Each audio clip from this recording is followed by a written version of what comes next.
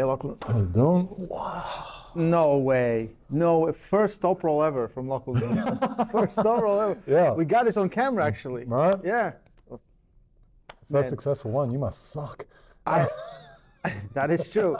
But I'm thinking, like, where do we go from here? You just achieved greatness with a top roll. I mean, it's just downhill from this point, isn't it? Which brings us to this weekend. Which brings us to this weekend. Okay, listen, like, I feel like both you guys need a win. Yeah. That'd be nice. Yeah. Certainly ideal. Been preparing for it. For you, it's last time you lost, right? Just pulled in, yeah. Yeah, and before that, it's fine. You won. Yeah. Okay, good. But he lost 2 in a row. Oh. Yeah. Oh. I'm gonna ruin his day. Maybe you have to, be a nice Aussie. No, probably not. No? No, we're not bred like that. You're not Canadians? No. We know all the Canadians, really nice guys. All of them, yeah. All of them. Yeah. No exceptions. Yeah, amicable on the table as they come, yeah. Yeah.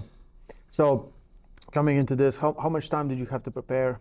I had 6 months. 6 months. I was preparing for someone else, but the way we kind of prepare is a very kind of 360-degree type manner, so it don't really matter. But it worked out really well. The way that I prefer pulling is not so good for him, so it's grand. I feel like if I looked at that match, I think like you have this ability to stop on your biceps and work your way out if you need to, and it's very hard to deal with. I feel like that's where Lars might struggle. Yeah, I mean, I've kind of been refining quite a few things, so I just don't get there, ideally. But, the biceps have been trained as a bit of a backup, and those press transitions from outside my shoulder have been feeling really good, which is something I did against Krasimir. So, look, even if I get out to here, I can still roll forward and get the press off. So, his top roll, I mean, I deal with King's movers all the time, so I'm not really bothered by that whatsoever. I mean, that would be a preference, to be honest. If I think the measuring stick was Matavayarangi, yeah? Yeah. That would be the measuring stick, right? That was interesting because, like, first 2 rounds, Matavayarangi did really well. And then his hand blew up and what have you, and it kind of went down from there, where Lars' endurance is amazing. So first couple of rounds, if I can just keep that momentum going, I think clean sweep. Clean sweep? That'd be nice. Yeah. But he's damn strong, so. He's big. He's big, yeah, he come down from 120. Yeah. But he's a couple kilos away from, it's 108. So we kind of made that agreement because 15 kilo drop is probably too much. But if we go 110, is that kind of getting outside of 105 too far? Or if we go 108, I'm still in range. It kind of just makes a little bit more sense. So a concession for the weight loss. That was a nice Floyd Mayweather move. Thing is, though, is I'm at weight now. Like, I weighed myself this morning clothed at like 109, and I was like, ooh, okay, I gotta take it easy on those 1,500 calorie sandwiches I've been eating. Oh, that was nice here. It doesn't even feel like 1,500 calories. I was thinking, like, Sanders came in here, he's definitely going to put on weight. 100%. 100%. Yeah. He'll be, like, it's storm outside, and tomorrow morning I'm going to just look down on the boardwalk and there's a gym. Don't tell him there's a gym here. No. On the boardwalk. He should know nothing about the gym. No. He did say he wanted to go for a swim. He's not all there, is he? Eddie went for a swim. That was well known. He's not all there. Absolutely. So. And it's filthy there. It's really filthy. Well, yeah. It's New Jersey. It's Atlantic City, baby. I mean, water. It's Atlantic Ocean, but sure. It's a wonderful place here. Very clean, very modern. Anyway, getting back to the match, like, do you think for him it will be harder to deal with you than for you to figure out what he will do?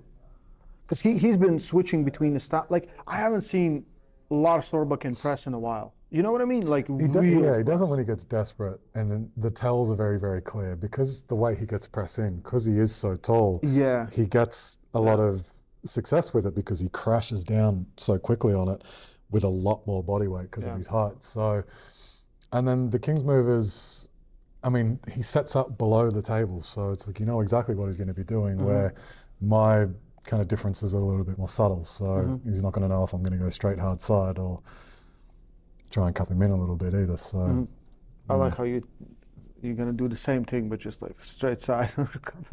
I was like, just tell every time we do this, you tell us about your top roll, how amazing it's gotten. This time, please don't leave it alone. Yeah, leave it alone. Yeah, if you can, please show it. You already did one. Yeah, right? I mean, I don't like catching presses down here much. I much prefer just twisting him up and. I think stylistically, it's like your type of hook is antidote to whatever Lars is doing. Yeah, because it's twisty, so it's very hard to press when your thumb's being yanked on the other way. So. Yeah. But there's been some changes, some postural changes. There's no more muscling people into hooks. Just kind of, falling into them, which is lovely. What do you think? Like, you win this one, what is the goals? What do you have in your mind? I'm kind of in two minds. Avenge some losses. Sanders and I are now the same weight, so that could be interesting. Matt Mask, he can make 105. Krasimir is here. That was one that I do believe I could take, even at a lower weight. I mean, we'll see how we go with Paul Lynn, but there's lots of people here. Like, lots of people here. Yeah, I mean, Krasi doesn't have to pull, but I'll have Paul and Sanders. We have like Rustam, Paul, and like so many guys at the same, right? Krasi and Paul Lynn. Yeah. What do you think? See, I don't know, because I was in such like different phases. Like I was 115 kilos against Krasi and too big. I couldn't get my angles in, made some mistakes there. And then the Paul Lynn thing happened. I was underweight, I had a whole bunch of shit going on, and it was, so I don't really have clear data on it, unfortunately. But I think Paul, stylistically, when I went low on Krasimir, he twisted me up. But when I went a little bit higher, that's when I gained some success. And I think Paul really likes that high hook, which I think is probably not going to be a good day for Krasi. So I'll give it to Paul Lynn. I'd like to see a war, but if Paul Lynn's got that disengaged switch, it'll be 4-0. Yeah, Paul can just run through. That's what I mean, just switch him off. Like, can Krasi even get something in, get his shoulder forward? Yeah. Anything by the time he's...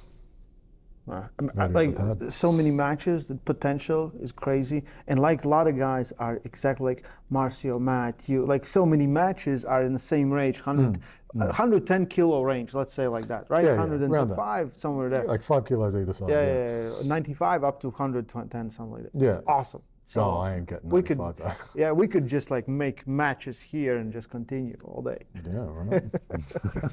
Anyway, we have Lachlan Adair coming here from all the way from Australia. Yeah. How's jet lag? Huh? Jet lag. I mean, it exists. It exists. It definitely exists, but I never like to make it an excuse because. No. You feel okay? Yeah, I mean, I'm sleepy, but I'm hungry, so, you're all right. We'll just see. I mean, it's something we have to just get used to dealing with. Like, it's kind of the curse of living in Australia. Yeah, it's for us, it's like 8 hours here, but still, like, I feel a little bit, mine was, not so crazy. It took like 22 hours to get to Newark. Yeah. Craziness. Lachlan Adair, Lars Rorbakken, don't miss it. Live on pay-per-view, Core Sports, King of Table 13. We have the main event, Jerry versus Levan, Eddie versus Brian. Don't miss it.